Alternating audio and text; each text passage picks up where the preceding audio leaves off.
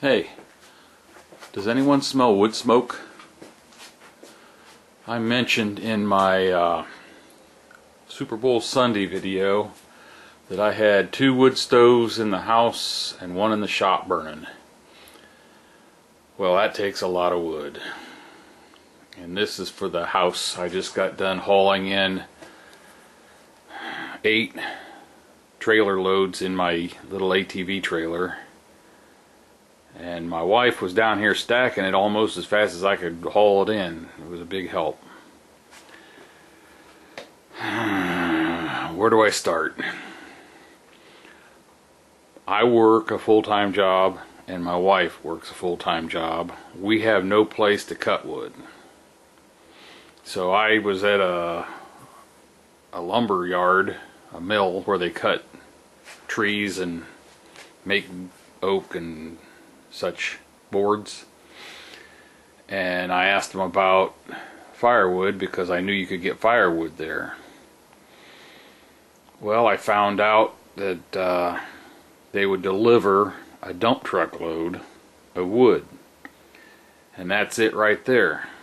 It comes split, and some of it's pretty big. I have split some of it down, but that load right there is exactly how it come off the truck. We bought 1 truckload, and I couldn't believe how big a truckload it was. And I told my wife that truckload of wood cost just a little bit more than what I would take home in a week's pay. And there was no way that I could cut, split, and haul that much wood in a week, in a 40-hour week. And it would probably kill me doing it. So I think the load of wood was a good deal. We've been burning it all winter, and there's still probably about that much more left. When I throw it down the basement, we get a big pile of the sawdust and splinters and stuff, and I have been sifting it through that with a 1/2-inch square hardware cloth in the bottom of it, and then I put the bigger pieces in there, and I'll haul the little stuff out. And what I do with that is when I start a fire, I throw some of that on the hot coals, load my wood in, and that's my kindling. Let me go show you one of the wood stoves. This is the wood stove I have in my basement, and it has a huge firebox in it, and I can throw I'll put 2 or 3 of the largest pieces of wood that were out there in this box, and then shove some smaller pieces in around them, and it will last for quite a while. Right now I'm letting it get going again because it was pretty low from when I was out hauling that wood in. I have a fan right here trying to blow some of this warm air out. That door and the stairway going upstairs is right on the other side of that wall. Plus, I've got this right here.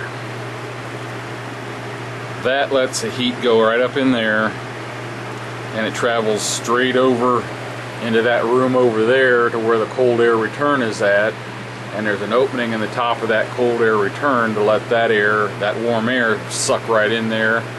And we run the fan 24 hours a day to distribute that warm air through the house. It doesn't work as well as it sounds. There's just not enough. For some reason I can't get enough draw on that, and I've been thinking about putting a fan up there in the floor joists to blow that air towards the cold air return. That piece of carpet is where I stack the wood. I'll be bringing a couple cartloads over here when I'm done with this video to have it right here ready to go in the stove. We bought a new insert for upstairs that's right straight above this one. Let's go up there and take a look at it. This is our new Quadra-Fire wood stove. I'm kind of disappointed in the size of the firebox, but it was the largest we could get to fit in the opening of the old fireplace that was here. That being said, this thing is awesome. It will heat this room up and run you out. Right out there's the dining room, right around the corner there. And I gotta split the wood down to smaller pieces, and I got a little pile of it over there. Now I use these little Pine Mountain fire starters. They come in packs of, let's see, there's 4 in the pack, and I split each piece into 2 pieces to start the fire. But I started this fire, I believe it was last Saturday. And then I get her going good. When I go to bed, I stoke it all up real good. Get up in the morning early and come out and throw a handful of that kindling stuff on there and load it up again. Go downstairs and do the same thing. And by the time I leave for work, I've got them both stoked up pretty full. And then my wife will throw a couple pieces of wood in them before she goes to work. When I get home from work, I go through the same process and get them going again. And they've always got hot coals in there, so I haven't had to strike a match since last Sunday, Saturday or Sunday. And kind of shovel coals to the side and get the ashes out and go work around it to leave some hot coals in there when it needs cleaned. So far we went through a good bit of wood, but the thermostat is right on the other side of the wall there where that switch is. That's the old in the ceiling electric heat, which we don't use anymore. The thermostat's right around the corner there, and I don't think it's dropped below 70 in this house since whenever I got the fires going. It's above 70, and the thermostats do not kick on 24 hours a day. I keep it above that temperature. I think they'll come on at 65. So we haven't burned a whole lot of propane in this house this winter, which is a good thing.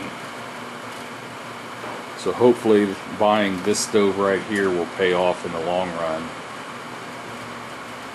Right on the other side of this wall is our bedroom, and we keep the closet doors open, which are right on the other side of here. Then it's the bedroom, and you can just feel the heat coming out of the closets, so that warms up the bedroom.